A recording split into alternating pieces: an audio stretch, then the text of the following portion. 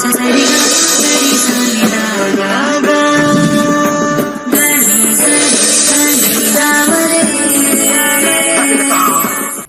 ವೀಕ್ಷಕರೇ, ನಕ್ಷತ್ರ ನಾಡಿ ವಿಶೇಷ ನೇರ ಪ್ರಸಾರ ಕಾರ್ಯಕ್ರಮಕ್ಕೆ ತಮ್ಮೆಲ್ಲರಿಗೂ ಪ್ರೀತಿಯ ಸ್ವಾಗತ. ನಾನು ಕಾವ್ಯ ವಿಶ್ವಕರ್ಮ.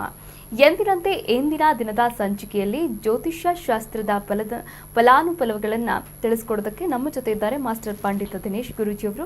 ಅವರನ್ನ ಕಾರ್ಯಕ್ರಮಕ್ಕೆ ಬರಮಾಡಿಕೊಳ್ತಾ ಕಾರ್ಯಕ್ರಮವನ್ನು ಶುರು ಮಾಡ್ತಾ ಹೋಗೋಣ. ಗುರುಗಳೇ ನಮಸ್ತೆ, ಕಾರ್ಯಕ್ರಮಕ್ಕೆ ಆತ್ಮೀಯವಾದ ಸ್ವಾಗತ, ಸುಸ್ವಾಗತ. ಓಂ ಶ್ರೀ ಗುರುಭ್ಯೋ ನಮಃ. ಹರಿ ಓಂ. ಜ್ಞಾನಾನಂದಮಯಂ ದೇವಂ ನಿರ್ಮಲಸ್ಫಟಿಕಾಕೃತಿಂ ಆಧಾರಾಂ ಸರ್ವವಿದ್ಯಾನಾಂ ಹಯಗ್ರೀವಂ ಉಪಾಸ್ಮಹೇ. ಓಂ ನಮೋ ಭಗವತೆ ವಾಸುದೇವಾಯ. ಓಂ ನಮೋ ನಾರಾಯಣಾಯ. ನಮಸ್ಕಾರ ವೀಕ್ಷಕರೇ, ಗುರುಗಳನ್ನ ಕಾರ್ಯಕ್ರಮಕ್ಕೆ ಬರಮಾಡಿಕೊಂಡಿದ್ದಾಯಿತು. ಮತ್ತೆ ಆಗ್ತದ ಸ್ಕ್ರೀನ್ ಮೇಲೆ ಕಾಣಿಸ್ತಾ ಇರುವಂತಹ ನಂಬರ್ಗೆ ಕರೆ ಮಾಡಿ ಮಾತನಾಡಬಹುದಾಗಿದೆ. ಜ್ಯೋತಿಷ್ಯ ಕಲಿಯುವಂತಹ ಆಸಕ್ತಿ ನಿಮ್ಮಲ್ಲಿದ್ರೆ ನೀವು ಮಾಡಬೇಕಾಗಿರೋದಿಷ್ಟೇ. ನಕ್ಷತ್ರ ನಾಡಿ ವಿಶೇಷ ನೇರ ಪ್ರಸಾರ ಕಾರ್ಯಕ್ರಮದ ಮೂಲಕ ನೀವು ಈ ಒಂದು ಅದ್ಭುತವಾದಂತಹ ಅವಕಾಶವನ್ನ ಸದುಪಯೋಗ ಪಡಿಸಿಕೊಂಡು ಜ್ಯೋತಿಷ್ಯವನ್ನ ಕಲಿಯಬಹುದಾಗಿದೆ. ಮೊದಲ ಕರೆ ಸಿದ್ಧವಾಗಿದೆ, ಮಾತನಾಡಿಸ್ತಾ ಹೋಗೋಣ. ನಮಸ್ತೆ, ಎಲ್ಲಿಂದ ಕರೆ ಮಾಡ್ತಾ ಇದ್ದೀರಾ? ತಮ್ಮ ಹೆಸರು? ಓಕೆ, ಕರೆ ಕಟ್ಟಾಯಿತು ಅಂತ ಅಂದ್ಕೊಳ್ತೀನಿ. ಓಕೆ, ಕರೆ ಮಾಡಿದಾಗ ನಿಮ್ಮ ಜನ್ಮ ವಿವರವನ್ನು ಕೊಡಬೇಕಾಗುತ್ತೆ. ಡೇಟ್ ಆಫ್ ಬರ್ತ್, ಹಾಗೆ ಪ್ಲೇಸ್ ಆಫ್ ಬರ್ತ್, ಹಾಗೆ ಟೈಮ್ ಆಫ್ ಬರ್ತನ್ನು ಕೂಡ ಕೊಡಬೇಕಾಗುತ್ತೆ. ಇದರಲ್ಲಿ ಯಾವುದಾದ್ರೂ ಒಂದು ಗೊತ್ತಿಲ್ಲ ಅನ್ನೋದಾದರೆ ನೀವು ನೇರವಾಗಿ ಪ್ರಶ್ನಾಶಾಸ್ತ್ರಕ್ಕೆ ಹೋಗಬಹುದು. ಪ್ರಶ್ನಾಶಾಸ್ತ್ರ ಅಂದರೆ 1ರಿಂದ 249 ಒಳಗೆ ಒಂದು ಸಂಖ್ಯೆಯನ್ನು ಹೇಳಬೇಕಾಗುತ್ತೆ. ಈ ಸಂಖ್ಯೆಯನ್ನು ಆಧರಿಸಿ ನಿಮ್ಮ ಆರೋಗ್ಯ ಆಗಿರ್ಬೋದು, ಶಿಕ್ಷಣ ಆಗಿರ್ಬೋದು, ಮದುವೆ ಅಥವಾ ಯಾವುದೇ ಒಂದು ಕ್ಷೇತ್ರದಲ್ಲಿ ಯಾವುದೇ ಒಂದು ವಿಚಾರಕ್ಕೆ ಸಂಬಂಧಪಟ್ಟಂತೆ ಪ್ರತಿಫಲ ಏನಿದೆ ಆ ಪ್ರತಿಫಲನಗಳನ್ನು ಗುರುಗಳು ತಿಳಿಸ್ಕೊಡ್ತಾ ಹೋಗ್ತಾರೆ. ಎಸ್, ಒಂದು ಕರೆ ಸಿದ್ಧವಾಗಿದೆ ಅಂತ ಅಂದ್ಕೊಳ್ತೀನಿ. ನಮಸ್ತೆ, ಎಲ್ಲಿಂದ ಕರೆ ಮಾಡ್ತಾ ಇದ್ದೀರಾ? ತಮ್ಮ ಹೆಸರು? ಹಲೋ, ನಮಸ್ತೆ ಮಾ, ಎಲ್ಲಿಂದ ಕರೆ ಮಾಡ್ತಾ ಇದ್ದೀರಾ? ತಮ್ಮ ಹೆಸರು ಹೇಳಿ. ನನ್ನ ಹೆಸರು ರೇಣುಕಾ ಸರ್. ಮೇಡಮ್, ಯಾರ ಬಗ್ಗೆ ಕೇಳಬೇಕಾಗಿತ್ತು ರೇಣುಕಾ? ಮಗಳ ಬಗ್ಗೆ ಕೇಳಬೇಕಿತ್ತು. ಮಗಳ ಡೇಟ್ ಆಫ್ ಬರ್ತ್ ಗೊತ್ತಿದ್ಯಾ? 6/11/12. Okay, 6 December 2001. 2001. ಓಕೆ, ಹುಟ್ಟಿದ ಸಮಯ? ಬೆಳಿಗ್ಗೆ 5:45. ಬೆಳಿಗ್ಗೆ 5:45. 5:45. ಹುಟ್ಟಿದ ಸ್ಥಳ? ಕಲಬುರ್ಗಿ. ಕಲಬುರ್ಗಿ. ಯಾವ ವಿಚಾರವಾಗಿ ಕೇಳಬೇಕಾಗಿತ್ತಮ್ಮ? ಜಾಬ್ ವಿಚಾರ ಆಗ್ಬೇಕು. ಗುರುಗಳಿದ್ದಾರೆ, ಮಾತನಾಡಬಹುದು. ನಮಸ್ಕಾರ. ಓಕೆ, ನಮಸ್ಕಾರ ಸರ್. ಹೇಳಿ. ನಮ್ಮ ಹುಡುಗಿದು MBA ಮುಗಿದ್ರಿ. ನಮ್ಮ ಮಗದು ಜಾಬ್ ಮಾಡಕತ್ತಾಳ್ರಿ ಸ್ಟಾರ್ಟ್ಅಪ್ ಕಂಪ್ನಿ ಒಳಗ. ಈಗ MNC ಟ್ರೈ ಮಾಡ್ಬೇಕಲ್ಲತ್ತಾಳ್ರಿ. ಏನಾಗ್ತದ? ಒಂದು ನಿಮಿಷ. ಚೇಂಜ್ ಆಫ್ ಜಾಬ್ ನಾವು ನೋಡ್ತೀವಿ. ಚೇಂಜ್ ಆಫ್ ಜಾಬ್ ಇದೆಯಾ ಅಂತ 5-9 ಬಂದರೆ ಚೇಂಜ್ ಆಫ್ ಜಾಬ್ ಬರುತ್ತೆ. ಹಾಗೆ ನಿಮ್ಮ ಮಗಳಿಗೆ ಜ್ಯೋತಿಷ್ಯ ಕಲಿಯಕ್ಕೆ ಹೇಳಿ, ನೀವು ಕಲೀರಿ. ನಾನು ಹೆಸರು ರಿಜಿಸ್ಟರ್ ಮಾಡೀನಿ ಸರ್. ಮಾಡಿದ್ದೀರಾ? ಫ್ರೀ ಕ್ಲಾಸ್ಗೆ ರಿಜಿಸ್ಟರ್ ಮಾಡ್ಕೊಳ್ಳಿ ಫಸ್ಟ್. ಭಾಳ ಒಳ್ಳೆಯದು, ಧನ್ಯವಾದಗಳು. ಇಲ್ಲಿ ಬರ್ತಕ್ಕಂಥ ಒಂದು ಕಾಂಬಿನೇಷನಲ್ಲಿ ಶುಕ್ರ ದಶದಲ್ಲಿ 7-10, ಗುರು 8-9, 5-9 ಕಾಂಬಿನೇಷನ್ ಹುಡುಕ್ಬೇಕಷ್ಟೇ, ಇನ್ನೇನಿಲ್ಲ. ಗುರುದಶ ಮುಗಿದು ಶನಿ ದಶ ಬಂದಾಗ ಬದಲಾವಣೆ ಬರ್ತಕ್ಕಂಥದ್ದು 6-9 ತಿಂಗಳೊಳಗಡೆ ಇಲ್ಲಿ ಚೇಂಜಸ್ ತೋರಿಸ್ತಾ ಇದೆ. ಖಂಡಿತ ಚೇಂಜಸ್ ಒಂದೇ ಬರುತ್ತೆ. ದಶಾ ತುಂಬ ಚೆನ್ನಾಗಿದೆ, ಒಳ್ಳೆ ಕಡೆನೇ ಹೋಗ್ತಾರೆ. ಮಲ್ಟಿನ್ಯಾಷನಲ್ ಕಂಪ್ನಿ ಸಿಗುತ್ತೆ. ಮಲ್ಟಿನ್ಯಾಷನಲ್ ಕಂಪ್ನಿ ಸಿಗೋಕ್ಕೆ ಇದಕ್ಕೆ ಮುಖ್ಯ ಒಂದು ಪಾತ್ರ ಬಂದ್ಬಿಟ್ಟು ರಾಹು, ಶುಕ್ರ, ಸೂರ್ಯ. ಇದು ಬಹುರಾಷ್ಟ್ರೀಯ ಕಂಪನಿಗೆ ಸಿಗ್ತಕ್ಕಂಥ ಒಂದು ವಿಚಾರ ಅಂತ ತೋರಿಸುತ್ತೆ. 7-3-4 ಕಾಂಬಿನೇಷನ್ ಬಂದಿರತಕ್ಕಂಥ ಒಂದು ಕಾಂಬಿನೇಷನ್. ಬಲಗೈ ಮಧ್ಯದ ಬೆರಳಿಗೆ ಒಂದು ಬ್ಲೂ ಸಫೈರ್ ಧರಿಸಿ. ಒಳ್ಳೆಯದಾಗಲಿ. ಕರೆ ಮಾಡಿದ್ದಕ್ಕಾಗಿ ಧನ್ಯವಾದಗಳು. ವೀಕ್ಷಕರೇ, ನೀವು ಕೂಡ ಕರೆ ಮಾಡಬಹುದಾಗಿದೆ. ಗುರುಜಿಯವರೊಟ್ಟಿಗೆ ನೇರವಾಗಿ ಮಾತನಾಡಬಹುದಾಗಿದೆ. ಏಪ್ರಿಲ್ 11ನೇ ತಾರೀಕು ಜ್ಯೋತಿಷ್ಯ ಕುರಿತಂತೆ ಒಂದು ಉಚಿತ ಕಾರ್ಯಕಾರ ಕ್ಲಾಸ್ ಕೂಡ ಇದೆ. ಹಾಗೆ ಏಪ್ರಿಲ್ 20ನೇ ತಾರೀಕಿನಿಂದ 112ನೇ ಜ್ಯೋತಿಷ್ಯ ಆನ್ಲೈನ್ ಕ್ಲಾಸಸ್ ಕೂಡ ಸ್ಟಾರ್ಟ್ ಆಗ್ತಾ ಇದೆ. ಕೇವಲ 7,000 ರೂಪಾಯಿಯಲ್ಲಿ ನಿಮಗೆ ಜ್ಯೋತಿಷ್ಯದ ಫಲಾನುಫಲಗಳು, ಜ್ಯೋತಿಷ್ಯದ ಬಗ್ಗೆ ಸಂಪೂರ್ಣವಾದಂತಹ ಮಾಹಿತಿಯನ್ನು ಕೂಡ ನೀಡ್ತಾ ಹೋಗ್ತಾರೆ. ಹಾಗೆ 113ನೇ ಬ್ಯಾಚ್ ಕೂಡ ಸ್ಟಾರ್ಟ್ ಆಗುತ್ತೆ. ಆದರೆ ದರ ಏರಿಕೆಯಾಗುವಂತಹ ಸಂಭವ ಕೂಡ ಇರುವಂಥದ್ದು. ಇದರ ಬಗ್ಗೆ ಗುರುಜಿಯವರು ಕೂಡ ಮಾಹಿತಿಯನ್ನು ನೀಡ್ತಾ ಹೋಗ್ತಾರೆ. ಗುರುಗಳೇ, ಓಕೆ. ಸೊ ಈಗ 11ನೇ ತಾರೀಕು ನಮ್ಮದು ಕ್ಲಾಸಸ್ ಇರ್ತಕ್ಕಂಥದ್ದು, ಉಚಿತ ಕ್ಲಾಸಸ್ಸು, ಪ್ರತಿಯೊಬ್ಬರು ಸೇರ್ತಕ್ಕಂಥದ್ದು. ಹಾಗೆ ಈ ಒಂದು ಕ್ಲಾಸಸ್ಗೆ 1.5 ಗಂಟೆ ಜ್ಯೋತಿಷ್ಯ ಎಷ್ಟು ಸುಲಭ ಇದೆ, ಜ್ಯೋತಿಷ್ಯ ಕಲಿಯೋದ್ರಿಂದ ಏನೇನು ಅನುಕೂಲ, ಹಾಗೆ ನಮ್ಮ ಜಾತಕದಲ್ಲಿ ಏನು ಕಾಂಬಿನೇಷನ್ ಬರುತ್ತೋ ಅದನ್ನು ಬದಲಾಯಿಸೋಕ್ಕಾಗಲ್ಲ. ಕರ್ಮಫಲವನ್ನು ನಾವಿಲ್ಲಿ ಜ್ಯೋತಿಷ್ಯದಲ್ಲಿ ನೋಡ್ತೀವಿ. ಮೊದಲು ನಾನು ಹೇಳ್ತಕ್ಕಂಥದ್ದು ಜನರ ಒಂದು ಮೈಂಡಲ್ಲಿ ಬಹಳ ಇಂಪಾರ್ಟೆಂಟ್ ಆಗಿರ್ತಕ್ಕಂಥದ್ದು ಏನು ಅಂತಂದರೆ, ಜ್ಯೋತಿಷ್ಯ ಅಂದರೆ ಪರಿಹಾರ ಅಂತ ತಿಳ್ಕೊಂಡಿರ್ತಕ್ಕಂಥ ಒಂದು ಮನಸ್ಥಿತಿ ಇವತ್ತಿದೆ. ಈ ಮನಸ್ಥಿತಿನ ಬದಲಾಯಿಸಬೇಕು. ಜ್ಯೋತಿಷ್ಯ ತಿಳಿದವರೇ ಯಾವುದನ್ನೂ ಕೂಡ ಬದಲಾಯಿಸೋಕ್ಕಾಗಲಿಲ್ಲ. ಜ್ಯೋತಿಷ್ಯ ತಿಳಿದವರೇ ಟಿ ವಿಲಿ ಬರ್ತಕ್ಕಂಥ ದೊಡ್ಡ ಅಂದ್ಕೊಂಡಿರ್ತಕ್ಕಂಥವ್ರು, ನಾನು ಅವ್ರು ದೊಡ್ಡವರು ಅಂತ ಕರೆಯಲ್ಲ, ಎಕ್ಸಾಮ್ ಕೊಟ್ಟು ಪಾಸ್ ಆದರೆ ಅವ್ರು ದೊಡ್ಡವರು ಅಂತ ಅಂದ್ಕೋಬೋದು. ಅಟ್ಲೀಸ್ಟ್ ಸರ್ಟಿಫಿಕೇಟ್ ಇರಬೇಕು. ಇವತ್ತು ಯಾವುದಾದ್ರು ಒಂದು ದೊಡ್ಡ ಡಾಕ್ಟ್ರು ದೊಡ್ಡ ಹಾಸ್ಪಿಟಲ್ಗೆ ಜಾಯ್ನ್ ಆಗಬೇಕು ಅಂತಂದರೆ ಅವನು MBBS MD ಮಾಡಿದಾನ, ಫಾರಿನಲ್ಲಿ ಮಾಡಿದಾನ, ಇವೆಲ್ಲ ಇರಬೇಕಿದು, ಇವೆಲ್ಲ ಕಾಂಬಿನೇಷನ್ ಇರಬೇಕು. ಸೊ ಅದಿದ್ದರೆ ಮಾತ್ರನೇ ದೊಡ್ಡ ಸಂಸ್ಥೆ ಹಾಸ್ಪಿಟ್ಲಲ್ಲಿ ಅವ್ರಿಗೆ ಕೆಲಸ ಕೊಡ್ತಾರೆ. ಇಲ್ಲೇನಾಗಿದೆ, ಈ ಒಂದು ಕರ್ನಾಟಕದಲ್ಲಿ ಮತ್ತು ಬೇರೆ ಕಡೆ ಡ್ರೆಸ್ ನೋಡಿ ಟಿ ವಿಲಿ ಕೂರಿಸೋ ಥರ ಪರಿಸ್ಥಿತಿ ಬಂದಿದೆ. ದೊಡ್ಡ ಚಾನಲೆಲ್ಲ ಡ್ರೆಸ್ ನೋಡಿಕೊಂಡು ಒಂದು 4 ಮಂತ್ರ ಹೇಳ್ಬಿಟ್ರೆ ಸಾಕು. ಸಂಸ್ಕೃತದಲ್ಲಿ 4 ಪದಗಳು ಹೇಳಿದ್ರೆ ಅವನಿಗೆ ಜ್ಯೋತಿಷ್ಯ ಗೊತ್ತು ಅಂತ ಹೇಳಿ ಎಲ್ಲ ದೊಡ್ಡ ಚಾನಲವರೆಲ್ಲ ಕೂರಿಸ್ತಾರೆ. ಅವರೆಲ್ಲ ಕರೆಸಿ ಒಂದು ಎಕ್ಸಾಮ್ ಬರೆಸಿ, ನಾನು ಎಕ್ಸಾಮ್ ಬರಿತೀನಿ, ಜೊತೆಲೇ ಬರೆಯೋಣ. ಆವಾಗ ಗೊತ್ತಾಗುತ್ತೆ ಬಂಡವಾಳ, ನಿಜವಾದ ಬಂಡವಾಳ ಗೊತ್ತಾಗದೆ ಎಕ್ಸಾಮ್ ಬರೆದಾಗ. ಜ್ಯೋತಿಷ್ಯದಲ್ಲಿ ಎಷ್ಟು ಆಳದಲ್ಲಿ ಗೊತ್ತಿರುತ್ತೆ. ಸುಮ್ಮನೆ ಇಟ್ಕೊಂಡು ಆ ದೋಷ ಈ ದೋಷ, 7ನೇ ಮನೇಲಿ ಈ ಗ್ರಹ ಇದೆ ಆ ಗ್ರಹ ಇದೆ ಅಂತ ಹೇಳ್ತಕ್ಕಂಥ ಒಂದು ವಿಚಾರ ತೊಗೊಂಡಾಗ ಅಲ್ಲಿ ಅರಿವಾಗುತ್ತೆ. ಯಾಕೆ ಹೇಳ್ತಾ ಇದ್ದೀನಿ ಅಂತಂದರೆ, ಇವತ್ತೇನು ನೀವು ಸ್ಕ್ರೀನ್ ಮೇಲೆ ನೋಡ್ತೀರಾ, ಇವರಿಗೆಲ್ಲ ನಾವು ನಮ್ಮ ಜ್ಯೋತಿಷ್ಯ ಶಾಸ್ತ್ರದ ಒಂದು ಸಬ್ಜೆಕ್ಟ್ ಅಂತ ನಾವು ಏನೇನು ಕರಿತೀವಿ, ಅಥವಾ ಒಂದು ವಿದ್ಯಾಭ್ಯಾಸ ಅಂತ ಏನು ಕರಿತೀವಿ, ಅದನ್ನು ಇವ್ರಿಗೆಲ್ಲರೂ ಕೊಟ್ಟಿದ್ದೀವಿ. ಡಾಕ್ಟ್ರೇಟ್ ಅವ್ರಿಗೂ ಮಾಡಿದ್ದಾರೆ. ಸೊ ಇವ್ರಿಗೆ ಗೊತ್ತು ಎಷ್ಟರ ಮಟ್ಟಿಗೆ ಬೇರೆಯವರೆಲ್ಲ ಟಿ ವಿಲಿ ಬರೋರು, ಆಚೆ ಕಡೆ ಇರ್ತಕ್ಕಂಥವ್ರು ಇವರೆಲ್ಲ ಕಲ್ತಿದ್ದಾರೆ ಅಂತ ಬಹಳಷ್ಟು ಗೊತ್ತು. ಯಾಕೆ ಈ ಮಾತು ಹೇಳ್ತಾ ಇದ್ದೀನಿ ಅಂದರೆ, ಒಬ್ಬ ಡಾಕ್ಟರು ಫೇಕ್ ಸರ್ಟಿಫಿಕೇಟ್ ಇಟ್ಕೊಂಡ್ರೆ ಅಲ್ವಾ, ಫೇಕ್ ಸರ್ಟಿಫಿಕೇಟ್ ಇಟ್ಕೊಂಡ್ರೆ ಅವನಿಗೆ ಜೈಲಿಗೆ ಹಾಕ್ತಾರೆ, ಕರೆಕ್ಟಾ? ಒಬ್ಬ ವ್ಯಾಪಾರಿ ಲೈಸೆನ್ಸ್ ಇಲ್ಲ ಅಂದರೆ, ವ್ಯಾಪಾರ ಮಾಡೋಕ್ಕೆ ಲೈಸೆನ್ಸ್ ಇಲ್ಲ, GST ಇಲ್ಲ, ಅದಿಲ್ಲ ಅಂತಂದರೆ ಅವನಿಗೂ ಕೇಸ್ ಹಾಕ್ಬಿಟ್ಟು ಒಳಗಾಗ್ತಾರೆ. ಜ್ಯೋತಿಷ್ಯದಲ್ಲಿ ಏನಿದೆ ಮಾನದಂಡ, ನಾನು ಕೇಳೋದೊಂದೇ, ಮಾನದಂಡ ಜ್ಯೋತಿಷ್ಯದಲ್ಲಿ ಏನಿದೆ? ಇಲ್ಲಿ ಕೊಡ್ತಾ ಇರೋ ಸರ್ಟಿಫಿಕೇಟ್ ಎಲ್ಲ ನಾವು ಕೊಡ್ತಾ ಇರ್ತಕ್ಕಂಥ ಅವ್ರಿಗೆ ರೆಸ್ಪೆಕ್ಟಿವ್ ಆಗಿರ್ತಕ್ಕಂಥ ಮಾನದಂಡ ಇದು. ಆದರೆ ಬೇರೆಯವ್ರದ್ದೆಲ್ಲ ಮಾನದಂಡ ಎಲ್ಲಿದೆ ನೋಡಿದಾರಾ, ಚೆಕ್ ಮಾಡಿದಾರಾ? ಒಳಗಡೆ ಏನು ಬೇಕಾದ್ರೂ ಇರ್ಬೋದು, ಕೂರ್ಸೋಕ್ಕೆ ಕ್ರೈಟೀರಿಯಾ ಏನು ಬೇಕಾದ್ರೂ ಇರ್ಬೋದು, ಆದರೆ ನಿಜವಾಗ್ಲೂ ಇವರು ಜ್ಯೋತಿಷ್ಯನ ಕಲಿತು ಕರೆಕ್ಟಾಗಿರ್ತಕ್ಕಂಥ ವಿಚಾರಗಳನ್ನ ಹೇಳ್ತಾರಾ ಅಂತ ನೋಡೋದು ಇಲ್ಲ. ಯಾಕೆಂದರೆ ಇಲ್ಲಿ ಪ್ರತಿಯೊಬ್ಬರಿಗೂ ನೀವು ನೋಡ್ತಾ ಇರ್ಬೋದು, ಯಾರ್ಯಾರು ಕರೆ ಮಾಡ್ತಿರೋ ಎಲ್ಲ ನೋಡ್ತಾ ಇರ್ಬೋದು, ಮಹಿಳೆಯರೆಲ್ಲ ತುಂಬ ವಯಸ್ಸಾದವರೆಲ್ಲ ನೋಡಿ ಯಾರೋ ಕೂತಿದ್ದಾರೆ, ಅಜ್ಜಿ 70 ವರ್ಷದ ಅಜ್ಜಿ ಕಲ್ತಿದ್ದಾರೆ. ಯಂಗ್ಸ್ಟರ್ಸ್ ಜ್ಯೋತಿಷ್ಯ ಕಲಿಯೋದು ಪುರೋಹಿತರಲ್ರಿ, ಅರ್ಥ ಮಾಡ್ಕೊಳ್ಳಿ. ವೀಕ್ಷಕರೆಲ್ಲ ಇರ್ತಕ್ಕಂಥವರೆಲ್ಲ ಅರ್ಥ ಮಾಡ್ಕೊಳ್ಳಿ. ಜ್ಯೋತಿಷ್ಯ ಇಲ್ಲಿ ಕೇಳ್ತೀರಾ, ಎಲ್ಲ ಕರ್ನಾಟಕದಿಂದ ಎಲ್ಲ ಮೂಲೆಯಿಂದ ಕಾಲ್ ಮಾಡ್ತೀರಾ. ಯಾರು ಕಲಿತಾ ಇದ್ದಾರೆ, ಜೀವನವನ್ನು ಹೇಗೆ ಬದಲಾಯಿಸ್ಕೊಂಡಿದ್ದಾರೆ ಅವ್ರನ್ನೆಲ್ಲ ಒಂದು ಸತಿ ಕೇಳಿ. ಎಲ್ಲರನ್ನೂ ಮಾತಾಡ್ಸೋಕ್ಕೆ ಇಲ್ಲಿ ಸಮಯ ಇಲ್ಲ. ಇಲ್ಲಿ ಕೂತಿರೋರೆಲ್ಲ ಒಬ್ಬರೊಬ್ಬರು ಮಾತಾಡ್ಬಿಟ್ರೆ ನಕ್ಷತ್ರ ನಾಡಿ ನಂಬರ್ 1 ಟಾಪ್ ಕರ್ನಾಟಕದಲ್ಲ, ಇಂಡಿಯಾದಲ್ಲಿ ನಂಬರ್ 1. ಇಂಡಿಯಾದಲ್ಲಿ ನಂಬರ್ 1. 65,000 ಜನ ನಾವು ಜ್ಯೋತಿಷ್ಯ ಹೇಳ್ಕೊಟ್ಟಿದ್ದೀವಿ. ಎಷ್ಟೋ ಜನ 65,000 ಜನ ಕನ್ಸಲ್ಟೇಷನೇ ಮಾಡಿಲ್ಲ ಜೀವನ ಪರ್ಯಂತ. ಯಾಕೆಂದರೆ ಈ ಜ್ಯೋತಿಷ್ಯ ಅಂತಕ್ಕಂಥದ್ದು ಏನಾಗಿದೆ, ಹಣೆ ಬರದ ಮೇಲೆ ವರ್ಕ್ ಆಗುತ್ತೆ, ಕರೆಕ್ಟ್ ಅಲ್ವಾ? ಹಣೆ ಬರದ ಮೇಲೆ ವರ್ಕ್ ಆಗುತ್ತೆ. 10 ಜನ ಹೋದಾಗ 3 ತಿಂಗಳಾದಮೇಲೆ ಅವ್ರ ಹಣೆ ಬರ ಬದಲಾಗುತ್ತೆ ಅಂತ 10 ಜನದಲ್ಲಿ 7 ಜನ ಇದ್ದರೆ, ಅಲ್ಲಿ ಹೋಗಿ 3 ತಿಂಗಳು ಆಗೋಷ್ಟಕ್ಕೆ ಬದಲಾಗೇ ಆಗುತ್ತೆ. ಅದು ಆಟೋಮೆಟಿಕ್. ಅವ್ರು ಹೋಗದೇ ಇದ್ದರೂ ಬದಲಾಗುತ್ತೆ, ಹೋಗಿದ್ರೂ ಬದಲಾಗುತ್ತೆ ಆ 7 ಜನದ್ದು. ಆವಾಗ ಅಲ್ಲಿ ಹೋದ್ವಿ, ಅಲ್ಲಿ ಹೋದ್ಮೇಲೆ ಆಯಿತು ಅಂತ ಹೇಳ್ತಕ್ಕಂಥ ಬಾಯಲ್ಲಿ, ಹೊಲಸು ಬಾಯಲ್ಲಿ ನಾವು ಮಾತಾಡ್ತೀವಿ. ಯಾವ ಜ್ಯೋತಿಷ್ಯದ ಕೈಯಲ್ಲೂ ನನ್ನ ಕೈಯಲ್ಲೂ ಏನು ಬದಲಾಯಿಸೋಕ್ಕಾಗಲ್ಲ ಸಮಯವನ್ನು. ಇದನ್ನು ಅರಿತವ್ರು ಮಾತ್ರನೇ ಬುದ್ಧಿವಂತರಾಗ್ತಾರೆ. ಇದನ್ನು ಅರಿದೇ ಇರೋರು ಯಾರು ಗೊತ್ತಾ? ವಿದ್ಯಾವಂತರೇ. ಎಜುಕೇಟೆಡ್ ಫೂಲ್ಸ್ ಅಂತ ಕರೀತಾರಲ್ಲ, ಅವ್ರಿಗೆ ಅದು ಅರ್ಥ ಆಗಿಲ್ಲ. ಅವ್ರ ತಲೆಯಲ್ಲಿ ಏನಿದೆ, ಅಟ್ಲೀಸ್ಟ್ ನಾವು ಸಾಮಾನ್ಯ ಜನ ಸ್ವಲ್ಪ ಅವಿದ್ಯಾವಂತರ ಹತ್ರ ಹೋದರೆ ಸ್ವಲ್ಪ ವಿಮರ್ಶೆ ಮಾಡ್ತಾರೆ.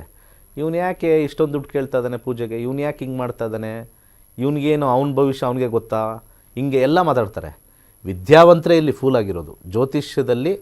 ಅದಕ್ಕೆ ವಿದ್ಯಾವಂತರು ಬಂದು ಕಲೀರಿ ಅಂತ ಹೇಳ್ತಾರದು. ನಾನು ಯಾವುದೇ ಮಾಮೂಲಿ ತರಕಾರಿ ಮಾರೋರು, ಪಾನಿಪುರಿ ಗಾಡಿ ಇಟ್ಕೊಂಡಿರೋರು ಅವ್ರು ಇದನ್ನು ಕಲಿತ್ರೆ ಭಾಳ ಒಳ್ಳೆಯದಾಗತ್ತೆ. ಆದರೆ ಭಾಳಷ್ಟು ಜನ ಜ್ಯೋತಿಷ್ಯರ ಹತ್ರ ಹೋಗಿ ಲಕ್ಷಾಂತರ ರೂಪಾಯಿ ಪೂಜೆಗಳು ಮಾಡಿಸಿ ಆಗದೇ ಇದ್ದಾಗ ಆ ಜ್ಯೋತಿಷ್ಯನ ಬೈದಲೇ ಜ್ಯೋತಿಷ್ಯ ಶಾಸ್ತ್ರವನ್ನು ಬೈತಾ ಇದ್ದಿರಲ್ಲ, ಆ ನವಗ್ರಹಗಳ ಶಾಪ ನಿಮಗೆ ಖಂಡಿತ ಇರುತ್ತೆ. ಅದ್ರ ಬದಲು ಬಂದು ಕಲ್ತ್ಕೊಳ್ಳಿ. ಕೇವಲ 6,999 ರೂಪಾಯಿಗೆ ನಾವು ಕ್ಲಾಸಸ್ ಮಾಡ್ತಾಯಿದ್ವಿ. ಇನ್ನೇನು ಶನಿವಾರ ಬಂದ್ಬಿಡ್ತೀವಿ, ಇವತ್ತು ಬುಧವಾರ, ಶನಿವಾರ ಕ್ಲಾಸಸ್ ಇದೆ. ಒಂದು ವಿದ್ಯೆ ಕಲಿತಾ ಇದ್ದಾರೆ, ವಿದ್ಯೆ ಕಲೀರಿ ಅಂತ ಕೇಳಿನೂ ಕೂಡ ಬಂದಿಲ್ಲ ಅಂತಂದರೆ ಒಂಥರ ಮೂರ್ಖರೋ ಅಥವಾ ಮುಟ್ಟಾಳರೋ ಅಂತ ಅನ್ಸಲ್ಲ. ಯಾಕೆಂದರೆ ಜ್ಯೋತಿಷ್ಯದಲ್ಲಿ ಆಸಕ್ತಿ ಇರೋರು ಇದನ್ನು ನೋಡ್ತಾ ಇದ್ದಾರೆ. ಆಸಕ್ತಿ ಇರ್ತಕ್ಕಂಥವ್ರು ಬಂದಿಲ್ಲ ಅಂತಂದರೆ ಎಲ್ಲೋ ಒಂದು ಕಡೆ ಗೊತ್ತಿಲ್ಲ. ಈಗ ನಮಗೆ ಸಂಗೀತದ ಮೇಲೆ ಆಸೆ, ನಾವು ಸಂಗೀತ ತುಂಬ ಕೇಳ್ತೀವಿ. ಯಾರೋ ಒಬ್ಬರು ನಿಮಗೆ ಸಂಗೀತ ಹೇಳ್ಕೊಡ್ತೀವಿ, ಬನ್ನಿ ಸಂಗೀತ ಹೇಳ್ಕೊಡ್ತೀವಿ, ಸಂಗೀತ ಅಂದರೆ ತುಂಬ ಇಷ್ಟ ಅಂದರೆ ಹೋಗಿಲ್ಲ ಅಂದರೆ ಮತ್ತು ಸಂಗೀತದ ಮೇಲೆ ಇಷ್ಟ ಅನ್ನೋದು ಏನಕ್ಕೆ ಬಂತು? ಕಲಿಯೋ ಆಸಕ್ತಿ ಅದ್ರಲ್ಲಿ ತೋರಿಸಿದ್ರೆ ಓಕೆ. ಸುಮ್ಮನೆ ಸಂಗೀತ ಕೇಳೋದು ಬೇರೆ, ಅದರಲ್ಲಿ ಆಲಾಪನೆ ಮಾಡ್ತಾರಲ್ಲ, ಹಿಂಗೆ ಬರಬೇಕು, ಶ್ರುತಿ ಹಂಗಿದೆ, ಚರಣ ಹಿಂಗಿದೆ, ಈ ರೀತಿಯಾಗಿರ್ತಕ್ಕಂಥ ವಿಚಾರಗಳು ಮಾತಾಡ್ತಾರೆ. ಬಟ್ ಅವ್ರಿಗೆ ಸಂಗೀತಕ್ಕೆ ಹೋಗಿರಲ್ಲ. ಅಂಥವ್ರನ್ನ ಹೇಳ್ತಾ ಇದ್ದೀನಿ. ಜ್ಯೋತಿಷ್ಯದ ಮೇಲೆ ಒಲವು. ಕೆಲವರು ಏನು ಮಾಡ್ತಾರೆ, ಅಲ್ಲಿ ಎಲ್ಲ ಕೇಳಿದ್ದು ಓಕೆ, ನನ್ನ ಜಾತಕದಲ್ಲಿ 7.5 ಇದೆಯಂತೆ, ನನ್ನ ಜಾತಕದಲ್ಲಿ 7ನೇ ಮನೆ ಶನಿ ಇದೆಯಂತೆ, ಇವೆಲ್ಲ ಡಿಸ್ಕಸ್ ಮಾಡ್ತಾರೆ. ಆದರೆ ಕಲಿಯೋಕ್ಕಿಂತ ಮುಂದೆ ನೋಡ್ತಾರೆ. ಅಂಥವ್ರಿಗೆ ಮಾತ್ರ ನಾನು ಹೇಳ್ತಾ ಇರೋದು. ಸರ್, ನಾವು ಬರೀ ಕನ್ಸಲ್ಟೇಷನ್ ತಗೊಳ್ತೀವಿ, ನಮ್ಮದು ನೆಕ್ಸ್ಟ್ ನಮಗೇನು ಕಲಿಯೋಕ್ಕೆ ಇಂಟ್ರೆಸ್ಟ್ ಇಲ್ಲ, ಮುಂದೆ ಏನಾಗುತ್ತೆ ಅಂತ ಹೇಳಿ ಅನ್ನೋರಿಗೆ ಅದು ಬೇರೆ. ಅವ್ರಿಗೂ ಹೇಳ್ತೀವಿ, ಒಂದು ಸತಿ ನೀನು ಬಂದೆ, ನೆಕ್ಸ್ಟ್ ಟೈಮ್ ಬರ್ತಾನೇ ಇರ್ತೀಯ ನೀನು ಇಲ್ಲಿ 50 ಸತಿ, ಅದ್ರ ಬಂದು ನೀನೇ ಕಲಿತು ನೀನೇ ನೋಡ್ಕೋ. ಅದು ಅವ್ರಿಗೆ ಎಕ್ಸಾಂಪಲ್. ಇನ್ನು ಅರ್ಧಂಬರ್ಧ ಕಲ್ತಿರ್ತಾರೆ ತುಂಬ ಜನ ಲೇಡೀಸು. ಓಕೆ, 4ರಲ್ಲಿ ಮಂಗಳ ಇದ್ದರೆ ಇವನು ತಾಯಿಗೆ ಇವನು ಕೋಪ ಬರುತ್ತೆ, ತಾಯಿ ಮೇಲೆ ಇವನು ಸರಿಯಾಗಿ ಮಾತಾಡೋಲ್ಲ, ಈ ರೀತಿಯಾಗಿರ್ತಕ್ಕಂಥ ವಿಚಾರ ಅರ್ಧಂಬರ್ಧ ತುಂಬ ಜನ ನೋಡಿದ್ದೀನಿ. ಕರ್ನಾಟಕದಲ್ಲಿ ಜ್ಯೋತಿಷ್ಯ ಇಷ್ಟಪಡ್ತಕ್ಕಂಥ ಒಂದು 10 ಲಕ್ಷ ಜನ ಇದ್ದಾರೆ. ಆ 10 ಲಕ್ಷನೂ ಅಲ್ಲಿ ವಿಚಾರ ತಿಳ್ಕೊಂಡಿರೋದು. 5ನೇ ನಂಬರು ಒಳ್ಳೆಯದು, 6ರಲ್ಲಿ ಹುಟ್ಟಿರೋರು ಒಳ್ಳೆಯದು, 8ರಲ್ಲಿ ಹುಟ್ಟಿರೋರು ಭಿಕ್ಷೆ ಬೇಡ್ತಾ ಇದ್ದಾರೆ ಅಂತ ಅವ್ರು ತಿಳ್ಕೊಂಡಿದ್ದಾರೆ. 8ರಲ್ಲಿ ಹುಟ್ಟಿರೋರು ಭಿಕ್ಷೆ ಬೇಡ್ತಾ ಇದ್ದಾರೆ. ಬಿಲ್ ಗೇಟ್ಸ್ 25ನೇ ತಾರೀಕು ಹುಟ್ಟಿರೋದು, ಅಲ್ಲಿ 6 ಇಲ್ಲವೇ ಇಲ್ಲ. 25ನೇ ತಾರೀಕು ಹುಟ್ಟಿರೋದು ಬಿಲ್ ಗೇಟ್ಸ್. ಅರ್ಥ ಆಯ್ತಲ್ವಾ? ಮೋದಿಯವರು ಪ್ರೈಮ್ ಮಿನಿಸ್ಟ್ರು 8ನೇ ತಾರೀಕು ಬರುತ್ತೆ, 17 ಅಂದರೆ 8 ಬರುತ್ತೆ. ಈ ರೀತಿ ಸಾಕಷ್ಟಿದ್ದಾವೆ. ಸುಮ್ಮನೆ ನಿಮ್ಮ ತಲೆಯಲ್ಲಿ 6ರಲ್ಲಿ ಹುಟ್ಟಿದ್ರೆ ಸ್ಟಾರು, 5ರಲ್ಲಿ ಹುಟ್ಟಿದ್ರೆ ಸ್ಟಾರು, ಇವೆಲ್ಲ ಈ ರೀತಿಯಾಗಿ ನೀವು ಜ್ಯೋತಿಷ್ಯ ತಿಳ್ಕೊಂಡಿರೋದು ತಪ್ಪು. ಜ್ಯೋತಿಷ್ಯ ಬನ್ನಿ, ಕಲೀರಿ ಅನ್ನೋ ಒಂದು ವಿಶ್ವಾಸವನ್ನು ಕೊಡ್ತಾಯಿದ್ದೀನಿ. ಮಾನದಂಡ ಇರುತ್ತೆ ನಮ್ಮದ್ರಲ್ಲಿ, ಪ್ರಾಕ್ಟೀಸ್ ಮಾಡಬೇಕು, ಬರೆಯಬೇಕು, ಎಲ್ಲ ಇರುತ್ತೆ, ಮಾನದಂಡ ಇರುತ್ತೆ. ಡೋಂಗಿ ಮಾತ್ರ ಹೇಳಲ್ಲ, ಸುಳ್ಳು ಹೇಳೋದಿಲ್ಲ. ಬೇರೆಯವರೆಲ್ಲ ಹೇಳ್ತಾರಲ್ಲ, ಭಾಳ ನೊಂದು ಬಿಟ್ಟಿದೆಯಾ ನೀನು, ಎಲ್ಲರೂ ನೊಂದಿರ್ತಾರೆ ರೀ. ಇವತ್ತಲ್ಲಿ ಇರಾನು ವಾರ್ ನಡೀತಾ ಇದೆ, ಇರಾಕ್ ವಾರ್ ನಡೀತಾ ಇದೆ, ಅಲ್ಲಿ ಇದರಲ್ಲಿ ಇಸ್ರೇಲು, ಅಲ್ಲಿ ಪಾಪ ಗೊತ್ತಿಲ್ಲದವ್ರ ಮೇಲೆ ಬಾಂಬ್ ಬಿಡ್ತಾರೆ, ಅವ್ರು ನೊಂದಿದ್ದಾರೆ ಪಾಪ. ನಮ್ಮದ್ರಲ್ಲಿ ಏನಿಲ್ಲ ನೊಂದಿರೋದೇನಿಲ್ಲ. ನೊಂದಿರೋದು ದುಡ್ಡು ಬರ್ತಾ ಇಲ್ಲ, ಅತ್ತೆ ಸ್ವಲ್ಪ ಸರಿ ಇಲ್ಲ, ಸೊಸೆ ಸರಿ ಇಲ್ಲ, ಇದೆಲ್ಲ ಏನು ಗೊತ್ತಾ, ನೊಂದಿರೋದಲ್ಲ ಇದು. ಈಗ ಅವ್ರವ್ರಿಗೆ ಕಂಫರ್ಟ್ ಅಷ್ಟೇ, ಅದು ನೊಂದಿರೋದೇನಲ್ಲ. ಅದು ನೊಂದಿರೋದು ಹೆಂಗೆ ಅಂತಂದರೆ, ಏನಾರು ಕುಸ್ತೋಗಿರ್ಬೇಕು ಮನೆ, ಆವಾಗ ನೊಂದಿರೋದು. ದೊಡ್ಡ ಆಕ್ಸಿಡೆಂಟ್ ಆಗಿ ಕೈಕಾಲೆಲ್ಲ ಮುರಿದೋಗಿರ್ಬೇಕು, ಅದು ನೊಂದಿರೋದು ಅಂತೀವಿ. ಸುಮ್ಮನೆ ಮಾನಸಿಕ ನೊಂದಿರೋದನ್ನು ಭಾಳ ನೊಂದಿರೋದು ಅಂತ ಜ್ಯೋತಿಷರು ಹೇಳ್ಬಿಡ್ತಾರೆ. ಆ ಥರ ಯಾವ ನೊಂದಿರೋದು ಏನೂ ಇಲ್ಲ. ಯಾವಾಗ ತಿನ್ನೋಕ್ಕೆ ಇಲ್ಲ ಒಬ್ಬ ಮನುಷ್ಯನಿಗೆ, ತುಂಬ ಚೆನ್ನಾಗಿದ್ವಿ ಸರ್, ಇವತ್ತು ತಿನ್ನೋಕ್ಕೆ ನಾವು 1 kg ಅಕ್ಕಿ ತೊಗೊಂಬರಕ್ಕೆ ಒದ್ದಾಡ್ತಾ ಇದ್ದೀವಿ ಅನ್ನೋರು ನೊಂದಿದ್ದಾರೆ ಅಂತ ಹೇಳ್ಬೋದು. ಅಂಥದ್ದು ಪರಿಸ್ಥಿತಿ ಯಾರಿಗೂ ಇರಲ್ಲ. ಅವ್ರು ಮಾತಾಡೋರೆಲ್ಲ ಇದನ್ನು ತಲೆಯಲ್ಲಿಟ್ಕೊಳ್ಳಿ. ನಿಜವಾಗ್ಲೂ ನೊಂದಿರೋರು ಯಾರೂ ಇಲ್ಲ, ಎಲ್ಲರಿಗೂ ಬಯಕೆ ಮೇಲಿರೋದು. ಜ್ಯೋತಿಷ್ಯ ಶಾಸ್ತ್ರ ಕಲಿತಾಗ ನಾವು ಅಂದ್ಕೊಂಡಿರ್ತಕ್ಕಂಥದ್ದು ಈಡೇರುತ್ತಾ ಅಂತ ವಿಚಾರವನ್ನು ತಿಳ್ಕೊಳ್ಳೋದೇ ಜ್ಯೋತಿಷ್ಯ. ಈ ಜ್ಯೋತಿಷ್ಯಕ್ಕೆ ಒಂದು ಹೊಸ ರೂಪವನ್ನು ತರೋಕ್ಕೇ ನಕ್ಷತ್ರ ನಾಡಿ ಬರೀ ಕರ್ನಾಟಕದಲ್ಲ, ಭಾರತದಾದ್ಯಂತ ನಿಂತಿದೆ. ಈ ಶಾಸ್ತ್ರ ಅಳಿಸೋಗ್ಬಾರ್ದು. ಬಾಯಿಗೆ ಬಂದಂಗೆ ಬೈತಾ ಇರ್ತಕ್ಕಂಥವ್ರು ತುಂಬ ಜನ ಇದ್ದಾರೆ ಜ್ಯೋತಿಷ್ಯದ ಮೇಲೆ. ಅದನ್ನು ನಿಲ್ಲಬೇಕು. ಇದೇ ಜ್ಯೋತಿಷ್ಯ ನಮ್ಮ ಇಸ್ಲಾಂ ಧರ್ಮದಲ್ಲಿ ಇದ್ದಿದ್ರೆ ತಿಳ್ಕೊಳ್ಳಿ, ಯಾರು ಒಂದು ಮಾತದನ್ನು ಇದು ಮಾಡೋದು ಹರಾಮ್ ಅಂದ್ಬಿಡೋರು. ಏನಾರು ಹೇಳ್ಬಿಟ್ರೆ ಜ್ಯೋತಿಷ್ಯನ ತಲೆಗೆ ಸರಿ ಇಲ್ಲ ಅಂತ ಹರಾಮ್ ಅನ್ನೋರು. ಅಂಥ ಒಂದು ಶ್ರೇಷ್ಠವಾಗಿರ್ತಕ್ಕಂಥ ರೂಲ್ಸ್ ಅವ್ರು ಹಾಕಿದ್ದಾರೆ. ನಮ್ಮಲ್ಲಿ ರೂಲ್ಸ್ ಇಲ್ಲ. ಅದೇ ಪ್ರಾಬ್ಲಮ್. ಯಾರು ಏನು ಬೇಕಾದ್ರೆ ಬಾಯಿಗೆ ಬಂದಂಗೆ ಬೈಬೋದು. ಕೃಷ್ಣನ್ನೂ ಬೈರಿ, ರಾಮನ್ನೂ ಬೈರಿ, ಏನು ಮಾಡ್ದ ದೇವರು ಅಂತಲೂ ಬೈರಿ. ಇವ್ರು ಮಾಡಿರ್ತಕ್ಕಂಥ ಹಿಂದಿನ ಜನ್ಮದ ಕರ್ಮದೆಲ್ಲ ಬಿಟ್ಬಿಡ್ತಾರೆ. ಏನು ಮಾಡ್ದ ದೇವರು, ಅದೇನು ಮಾಡ್ದ, ಇದೇನು ಮಾಡ್ದ ಅಂತ ಬರ್ತಕ್ಕಂಥದ್ದು. ಜ್ಯೋತಿಷ್ಯ ಕಲ್ತು ನೋಡಿ ದೇವರು ಕಾಣಿಸ್ತಾನೆ. ಯಾಕೆ ಅಂದರೆ ಅಲ್ಲಿ ಇರ್ತಕ್ಕಂಥದ್ದೇ ನಮಗೆ ಕಷ್ಟ ಬರುತ್ತೆ, ಅಲ್ಲಿರ್ತಕ್ಕಂಥದ್ದೇ ಸುಖ ಬರುತ್ತೆ. ಆವಾಗ ನಿಮ್ಗೆ ದೇವ್ರು ಕಾಣ್ತಾನೆ. ದೇವರ ದರ್ಶನ ಆಗಬೇಕಾ? ಹಿಂದೂ ಧರ್ಮ ಅಲ್ಲಿ ದೇವರ ದರ್ಶನ ಅಂದರೆ ಏನು ಅಂತ ತಿಳಿಬೇಕಾ? ಜ್ಯೋತಿಷ್ಯ ಕಲೀರಿ, ಒಳ್ಳೆಯದಾಗತ್ತೆ. ವೀಕ್ಷಕರೇ, ಜ್ಯೋತಿಷ್ಯವನ್ನ ಕಲೀರಿ ಅಂತ ಹೇಳ್ತಾ ಮತ್ತೊಂದು ಕರೆ ಸಿದ್ಧವಾಗಿದೆ. ನಮಸ್ತೆ, ಎಲ್ಲಿಂದ ಕರೆ ಮಾಡ್ತಾ ಇದ್ದೀರಾ? ತಮ್ಮ ಹೆಸರು? ವಿದ್ಯಾ ಅಂತ, ಬೆಂಗಳೂರಿಂದ ಮೇಡಮ್. ಓಕೆ ವಿದ್ಯಾ, ಯಾರ ಬಗ್ಗೆ ಕೇಳಬೇಕಾಗಿತ್ತು? ಮಗಳು ಬಗ್ಗೆ. ಓಕೆ, ಅವರ ಡೇಟ್ ಆಫ್ ಬರ್ತ್ ಹೇಳಿ. 19/3/2003. 19/3/2003. ಓಕೆ, ಹುಟ್ಟಿದ ಸಮಯ? ಸಂಜೆ 5:25 ಮೇಡಮ್, ಬೆಂಗಳೂರು. ಸಂಜೆ 5:25 ಬೆಂಗಳೂರು. ಓಕೆ, ಯಾವ ವಿಚಾರವಾಗಿ ಕೇಳಬೇಕಾಗಿತ್ತಮ್ಮ? ಮ್ಯಾರೇಜ್ ಇದು ಜೀವನದ ಬಗ್ಗೆ ಮೇಡಮ್. ಓಕೆ, ಗುರುಗಳಿದ್ದಾರೆ, ಮಾತನಾಡಬಹುದು. ಈಗಾಗಲೇ ಮ್ಯಾರೇಜ್ ಜೀವನ ಅಂದರೆ ಮದುವೆ ಮುಗಿದೋಗಿದೆಯಾ, ಆಗೋಗಿದೆಯಾ? ಆಗಿದೆ ಗುರುಜಿ. ಹೌದಮ್ಮ. ಮ್ಯಾರೇಜ್ ಜೀವನ ನಾವು ಮಾತಾಡೋಕ್ಕಿಂತ ಮುಂಚೆ ಯಾಕೆ ನೀವು ಸೆಟ್ ಮಾಡಿಲ್ಲ ಕರೆಕ್ಟಾಗಿ? ಜ್ಯೋತಿಷ್ಯರ ಹತ್ರ ಹೋಗ್ಬಿಟ್ಟು ಯಾಕೆ ತೋರಿಸಿಲ್ಲ? ಅದೇನೋ ಮಿಲನ ಎಲ್ಲ ಮಾಡ್ತಾರಲ್ಲ, ಅದನ್ನ ಯಾಕೆ ತೋರಿಸಿಲ್ಲಮ್ಮ? ಗುಣಮಿಲನ ಅದು ಏನಾಗಿದೆ ಗುರುಜಿ, ಅವರು ಹುಡುಗ ರಾಂಗ್ ಡೇಟ್ ಆಫ್ ಬರ್ತ್ ಕೊಟ್ಟಿದ್ರು, ಅದಕ್ಕೋಸ್ಕರ. ಅದೇಂಗೆ ಗೊತ್ತಾಗ್ಬಿಡುತ್ತೆ ನಿಮಗೆ? ಹೆಂಗೆ ಕಂಡು ಬಿಟ್ರಿ ರಾಂಗ್ ಡೇಟ್ ಆಫ್ ಬರ್ತ್ ಅಂತ? ಅವ್ರ ಮದ್ವೆ ಆದ್ಮೇಲೆ ಗೊತ್ತಾಯ್ತು ಗುರುಜಿ.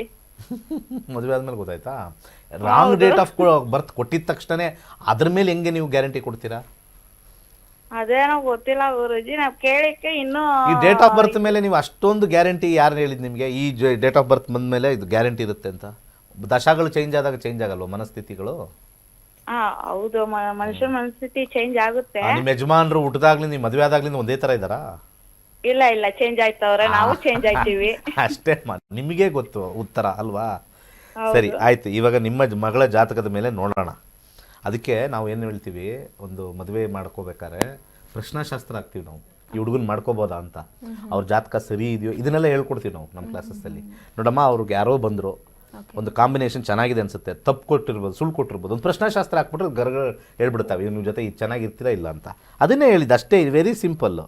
ರಾಹುದೇಶ ನಡೀತಾ ಇದೆ. ರಾಹುದೇಶಲ್ಲಿ ಎಂಡಿಂಗಲ್ಲಿ ಅಂದರೆ ಇಲ್ಲಿ ನಾವು ನೋಡಿದಾಗ 6ನೇ ಮನೆಯಲ್ಲಿ, ಇಲ್ಲಿ 6ನೇ ಮನೆ ಬಂದಾಗ ಅಲ್ಲಿ ಫೈಟ್ಸ್ ಅಂತ ಕರಿತೀವಿ. ಡಿವೋರ್ಸ್ಗೆ ಹೋಗ್ತಕ್ಕಂಥ ಕಾಂಬಿನೇಷನ್ 50% ತೋರಿಸ್ತಾ ಇದೆ. ಇದನ್ನು ಅರ್ಥ ಮಾಡ್ಕೋಬೇಕು ಅವರು. ಯಾಕೆಂದರೆ ಇಲ್ಲಿ ಮದುವೆನೂ ತೋರಿಸ್ತಾ ಇದೆ, ಡಿವೋರ್ಸು ತೋರಿಸ್ತಾ ಇದೆ. ಯಾಕೆಂದರೆ ಮದುವೆಗೆ 2ನೇ ಮನೆ 7ನೇ ಮನೆ ಬಂದರೆ ಡಿವೋರ್ಸ್ಗೆ 6ನೇ ಮನೆ 10ನೇ ಮನೆ ಬರುತ್ತೆ. ಸೊ ರಾಹು ಮಾತ್ರ ತೋರಿಸ್ತಾ ಇದೆ. ಈಗ ನಾವು ಭುಕ್ತಿಗೆ ಹೋಗ್ತೀವಿ, ಭುಕ್ತಿ ಬಂದಾಗ ಭುಕ್ತಿಲಿ ಸ್ವಲ್ಪ ಎಳೆದಾಡ್ತಾ ಇದೆ. ಸೂರ್ಯ ಬಂದಾಗ ಅಂದರೆ ಸೂರ್ಯ 10, 6, 7 ಬಂದಾಗ ಇಲ್ಲಿ ಗಲಾಟೆಗಳು, ಪೊಲೀಸ್ ಸ್ಟೇಷನ್ನು, ಕೋರ್ಟ್ ಮೆಟ್ಲು ಹತ್ತತಕ್ಕಂಥದ್ದು ಬರುತ್ತೆ. ಅದು ಯಾವಾಗ ಬರುತ್ತೆ? ರಾಹು ಸೂರ್ಯ ಬಂದಾಗ ಬರುತ್ತೆ. ರಾಹು ಸೂರ್ಯನ ಕಾಂಬಿನೇಷನ್ ನೋಡೋಣ. ಈಗ ರಾಹು ಸೂರ್ಯ ಬರ್ತಕ್ಕಂಥದ್ದು 2027 ಸೆಪ್ಟೆಂಬರ್ಗೆ ಡಿವೋರ್ಸ್ಗೆ ಹೋಗ್ತಕ್ಕಂಥದ್ದು ಫಸ್ಟೇ ನಿರ್ಣಯ ಆಗಿರುತ್ತೆ. ಸೊ ಬರೋ ಕಾಂಬಿನೇಷನ್, ಅವ್ರ ಕಾಂಬಿನೇಷನಲ್ಲೂ ಡಿವೋರ್ಸ್ ಇತ್ತಂದರೆ ಅದು ಇಬ್ಬರದು ಸೇರಿ ಆಗಿಬಿಡುತ್ತೆ. ಅವ್ರದ್ದು ಇಲ್ಲ ಅಂದರೆ ಇದು ಸ್ವಲ್ಪ ಸಮಾಧಾನವಾಗಿ ಸ್ವಲ್ಪ ತ್ಯಾಪೆ ಹಾಕ್ಕೊಂಡು ಹೋಗ್ತಾ ಇರುತ್ತೆ. ಇಷ್ಟೇ ಜ್ಯೋತಿಷ್ಯ. ಇದರಲ್ಲಿ ಎಲ್ಲ ಬರೆದಿದೆ. ನಿಮಗೆ ಬೇಕಾದ್ರೆ ಇಲ್ಲಿ ಪ್ರಿಡಿಕ್ಷನಲ್ಲಿ ತೋರಿಸ್ತೀನಿ. ಇಲ್ಲಿ ಮ್ಯಾರೇಜ್ ಅಂತ ನಾವು ಮಾಡ್ತೀವಿ. ಇಂಥ ಆ್ಯಪು ಏನಾದ್ರು ನಿಮ್ಮ ಕೈಗೆ ಸಿಗಬೇಕು ಅಂದರೆ ನೀವು ನಿಜವಾಗ್ಲೂ ಪುಣ್ಯ ಮಾಡಿರಬೇಕು. ಪುಣ್ಯ ಮಾಡಿರೋರಿಗೆ ಮಾತ್ರ ಆ್ಯಪ್ ಸಿಗುತ್ತೆ ರೀ. ನೀವು ಏನು ಬೇಕಾದ್ರೆ ಹೇಳಿ, ನೀವು ಬರೆದಿದ್ರು ಚಿಂತೆ ಇಲ್ಲ. ದುರಾದೃಷ್ಟರು ಅಂತರೂ ಅಂದ್ಕೊಂಡ್ಬಿಡ್ತೀನಿ ನಾನು, ಬರೆದಿಲ್ಲ ಅಂತ. ಇಲ್ಲಿ ತೋರಿಸ್ತೀನಿ ನೋಡಿ. ಈ ಒಂದು ಕಾಂಬಿನೇಷನಲ್ಲಿ ಇಲ್ಲಿ ಏನಂತಿದೆ, ಲೋ ಸಕ್ಸಸ್ ಇನ್ ಮ್ಯಾರೇಜ್. ಇಲ್ಲಿ ಟಚ್ ಮಾಡಿದ್ರೆ ಇಲ್ಲೆಲ್ಲ ಬರುತ್ತೆ. ಸಪ್ರೇಷನ್, ಡಿವೋರ್ಸ್ ಇಂಡಿಕೇಷನ್ ಎಲ್ಲ ಬರೆದಿದೆ ಇಲ್ಲಿ ನೋಡಿ. ನಾವೇನು ಇವಾಗ ಟೈಪ್ ಮಾಡಿದೆ ಕೂತ್ಕೊಂಡು ಅವ್ರ ಜೀವನದ್ದು? ಯಾವುದೂ ಟೈಪ್ ಮಾಡಿಲ್ಲ. ಬುದ್ಧಿ ಇರೋರು ಬಂದು ಕಲಿತಾರೆ. 7,000 ರೂಪಾಯಿ ಏನು ದೊಡ್ಡದು ಜೀವನದಲ್ಲಿ ಅಂತ ಬಂದು ಕಲಿತಾರೆ. ಬುದ್ಧಿ ಇಲ್ದಿರೋ ಇಲ್ಲಿ ಕೇಳ್ತಾರೆ, ನಾಳೆ ಇನ್ನೊಂದು ಯಾವುದೋ ಚಾನಲಲ್ಲಿ ನಂಬರ್ ಹಾಕಿದ್ರೆ ಅಲ್ಲಿ ಹೊಡಿತಾರೆ. ತ್ರಿಶಂಕು ಸ್ಥಿತಿ, ಎಲ್ಲ ತ್ರಿಶಂಕು ಸ್ಥಿತಿ, ಒಂದು ಕಡೆ ಇರಲ್ಲ. ಅಳ್ದಾಡ್ತಾ ಇರ್ತಾರೆ ನಾಯಿಗಳ ಥರ. ಇಲ್ಲಿ ಹೋಗ್ತಾರೆ ಅಲ್ಲಿ ಹೋಗ್ತಾರೆ, ಎಲ್ಲೂ ಏನೂ ಸಿಗೋಲ್ಲ ಊಟ. ಒಂದು ಕಡೆ ಇದ್ದರೆ ಬೇಕಾದ್ರೆ ನಾಯಿದು ಬೇಕಾದ್ರೆ ನೋಡಿ, ಒಂದು ಮನೆ ಕಡೆನೇ ಇರಲಿ, ಆ ಮನೆಯವರು ಇವತ್ತಲ್ಲ ನಾಳೆ ನಾಯಿ ಇದಕ್ಕಾಗ್ತಾರೆ ಅನ್ನ ಹಾಕ್ತಾರೆ. ಆ ನಾಯಿ ಏನು ಮಾಡುತ್ತೆ, ಇವತ್ತು ಇಲ್ಲಿ ನಾಳೆ ಅಲ್ಲಿ ಇಲ್ಲ ಅಂದರೆ ಇದು ಯಾವುದೋ ಇದು ಸರಿ ಇಲ್ಲ ನಾಯಿ ಅಂತ ಅನ್ನನೇ ಹಾಕಲ್ಲ. ಜ್ಯೋತಿಷ್ಯನೂ ಅಷ್ಟೇ, ಒಂದು ಕಡೆ ಇದ್ದು ಒಂದು ಕಡೆ ಕಲಿತು ಮಾಡಿ, ಒಳ್ಳೆಯದಾಗುತ್ತೆ. ಎಸ್ ವೀಕ್ಷಕರೇ, ನೀವು ಕೂಡ ಜ್ಯೋತಿಷ್ಯ ಕಲಿಯುವಂತಹ ಆಸಕ್ತಿ ನಿಮ್ಮಲ್ಲಿದ್ದರೆ ಸ್ಕ್ರೀನ್ ಮೇಲೆ ಕಾಣಿಸ್ತಾ ಇರುವಂತಹ ನಂಬರ್ಗೆ ಕರೆ ಮಾಡಿ, ಈಗಲೇ ರಿಜಿಸ್ಟರ್ ಆಗಿ. ಹಾಗಾದರೆ ಜ್ಯೋತಿಷ್ಯದಲ್ಲಿ ಏನೆಲ್ಲ ಟಾಪಿಕ್ಸನ್ನು ಕಲಿಸ್ಕೊಡ್ತಾರೆ ಅನ್ನೋದರ ಬಗ್ಗೆ ಒಂದು ಸ್ಪೆಷಲ್ ವಿಡಿಯೋ ಇದೆ, ನೋಡ್ಕೊಂಡು ಬರೋಣ.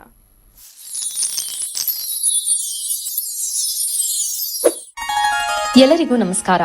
ವೈಜ್ಞಾನಿಕ ತಂತ್ರಜ್ಞಾನವನ್ನು ಒಳಗೊಂಡಿರುವ ನಕ್ಷತ್ರ ನಾಡಿ ಜ್ಯೋತಿಷ್ಯ ತರಗತಿಗಳಿಗೆ ಸುಸ್ವಾಗತ. ಈ ತರಗತಿಗಳಲ್ಲಿ ಪಂಡಿತ್ ದಿನೇಶ್ ಗುರೂಜಿ ಅವರು ಕಲಿಸಿಕೊಡುವ ವಿಚಾರಗಳೆಂದರೆ ನಮ್ಮ ಬ್ರಹ್ಮಾಂಡದ ಸೃಷ್ಟಿ, ವಿಷ್ಣುವಿನ ದಶಾವತಾರಗಳಲ್ಲಿ ವೈಜ್ಞಾನಿಕ ಆಧಾರ, 4 ಯುಗಗಳು, ಉತ್ತರ ಧ್ರುವದ ಪ್ರಾಮುಖ್ಯತೆ, ನಕ್ಷತ್ರಗಳು, ರಾಶಿಗಳು, ರಾಹು ಮತ್ತು ಕೇತು ಪುರಾಣ, ರಾಶಿ ಚಕ್ರದಲ್ಲಿ 27 ನಕ್ಷತ್ರಗಳ ಸ್ಥಾನ, ರಾಶಿ ಚಕ್ರದ ಡಿಗ್ರಿ ಲೆಕ್ಕಾಚಾರ, ನಕ್ಷತ್ರದ 108 ಪಾದಗಳು, ದಶಾ ಲೆಕ್ಕಾಚಾರ, ರಾಶಿ ಚಕ್ರದ ಗುಣಲಕ್ಷಣಗಳು, ಲಗ್ನದ ಪ್ರಾಮುಖ್ಯತೆ, ಲಗ್ನ ಲೆಕ್ಕಾಚಾರ, ದಿನಗಳಲ್ಲಿ ಲಗ್ನವನ್ನು ಕಂಡುಹಿಡಿಯುವ ಸರಳ ಲೆಕ್ಕಾಚಾರ, ಲಗ್ನದಿಂದ ವಿವಿಧ ಮನೆಗಳಲ್ಲಿನ ಗ್ರಹಗಳು, ನಕ್ಷತ್ರ ನಾಡಿ ತತ್ವಗಳು, ಗ್ರಹಾಧಿಪತಿ, ನಕ್ಷತ್ರಾಧಿಪತಿ, ಉಪ ನಕ್ಷತ್ರಾಧಿಪತಿ ಲೆಕ್ಕಾಚಾರ, ಪ್ರಶ್ನಾಶಾಸ್ತ್ರದ ಮುಖೇನ 249 ವಿಭಾಗಗಳ ಲೆಕ್ಕಾಚಾರ, ವಿಶ್ಲೇಷಣೆಯಲ್ಲಿ ದಶಾ, ಭುಕ್ತಿ, ಅಂತರ್ಭುಕ್ತಿಯ ಅರ್ಥ, ಜಾತಕದಲ್ಲಿ, ಶಿಕ್ಷಣದಲ್ಲಿ ಆಯ್ದುಕೊಳ್ಳಬಹುದಾದ ಕೋರ್ಸ್, ಪಡೆಯಬಹುದಾದ ಶೇಕಡವಾರು ಯಶಸ್ಸು, ಉದ್ಯೋಗ ಅಥವಾ ವ್ಯವಹಾರದಲ್ಲಿ ಕ್ಷೇತ್ರದ ಆಯ್ಕೆ, ವ್ಯವಹಾರದಲ್ಲಿ ಯಶಸ್ಸಿನ ಲೆಕ್ಕಾಚಾರ, ಮದುವೆ ವಿಚಾರದಲ್ಲಿ ಸಂಯೋಗಗಳು, ತೊಂದರೆಗಳು, ವಿಚ್ಛೇದನ, ಸಂತಾನದಲ್ಲಿ ತೊಂದರೆಗಳು, ವಿಳಂಬವಾಗುವುದು, ಆಸ್ತಿ ಅಥವಾ ವಾಹನ ಖರೀದಿಯಲ್ಲಿನ ಸಮಯವನ್ನು ತಿಳಿಯುವುದು, ಆರೋಗ್ಯ ವಿಚಾರಗಳಲ್ಲಿ ಶುಭ ಅಶುಭ ಸಮಯದ ಲೆಕ್ಕಾಚಾರ, ಆರೋಗ್ಯ ಸಮಸ್ಯೆಗಳು ಉಂಟಾಗುವ ಸಮಯ ಮುಂತಾದ ವಿಚಾರಗಳ 3 ಹಂತಗಳಲ್ಲಿ ಶುಭ ಅಶುಭ ಸಂಯೋಗಗಳ ವಿಭಜನೆ, ಪವರ್ ಪೊಸಿಷನ್, ಪುಷ್ಪಲ್ ಸಿದ್ಧಾಂತ, ಗೋಚಾರದ ವಿಶ್ಲೇಷಣೆ, ಆಯ್ದ ಸೆಲೆಬ್ರಿಟಿಗಳ ಜಾತಕಗಳ ವಿಶ್ಲೇಷಣೆ, ಪರಿಹಾರಗಳು, ರತ್ನಗಳು, ರುದ್ರಾಕ್ಷಿಗಳು, ಮಂತ್ರ, ಕಲರ್ ಥೆರಪಿ, ದಾನದ ಪರಿಕಲ್ಪನೆ, ಇನ್ನು ಅನೇಕ ವಿಚಾರಗಳ ಬಗ್ಗೆ ಅತ್ಯಂತ ಸರಳವಾಗಿ ಗುರೂಜಿಯವರು ತರಗತಿಯಲ್ಲಿ ಕಲಿಸಿಕೊಡುತ್ತಾರೆ. ಈ ತರಗತಿ ಜೊತೆಗೆ ಅತ್ಯಾಧುನಿಕ ತಂತ್ರಜ್ಞಾನದಿಂದ ಬಳಕೆಯಲ್ಲಿರುವ ಗೋಲ್ಡ್ ಟ್ರೀ ಆಸ್ಟ್ರೋ ಆಪ್ ಮೂಲಕ ಜಾತಕವನ್ನು ಪರಿಶೀಲಿಸುವ ಸುಲಭವಾದ ತಂತ್ರಗಳನ್ನು ಗುರೂಜಿಯವರು ತಿಳಿಸಿಕೊಡುತ್ತಾರೆ. ಜೀವನಕ್ಕೆ ಅತ್ಯಗತ್ಯವಾಗಿರುವ ವಿಚಾರಗಳನ್ನು ತಿಳಿಯಲು ಇಂದೇ ಈ ನಕ್ಷತ್ರ ನಾಡಿ ತರಗತಿಯನ್ನು ಸೇರಿ ನಿಮ್ಮ ಜೀವನದ ವಿಚಾರಗಳಿಗೆ ಮಾರ್ಗದರ್ಶಕವಾಗಿರುವ ಜ್ಯೋತಿಷ್ಯವನ್ನು ಅಳವಡಿಸಿಕೊಳ್ಳಿ. ಹೆಚ್ಚಿನ ಮಾಹಿತಿಗೆ ಇಂದೇ ನಮ್ಮ ನಕ್ಷತ್ರ ನಾಡಿಯನ್ನು ಸಂಪರ್ಕಿಸಿ. ಧನ್ಯವಾದಗಳು.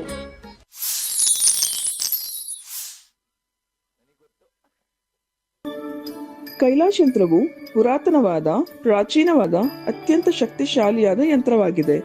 ಸುಮಾರು 800ರಿಂದ 1000 ವರ್ಷಗಳ ಹಿಂದೆ ಹಲವಾರು ಸಂಯೋಗಗಳಿಂದ ರಚಿಸಲ್ಪಟ್ಟಿರುವ ವಿಶೇಷವಾದ ಯಂತ್ರವೇ ಈ ಕೈಲಾಶ್ ಯಂತ್ರ.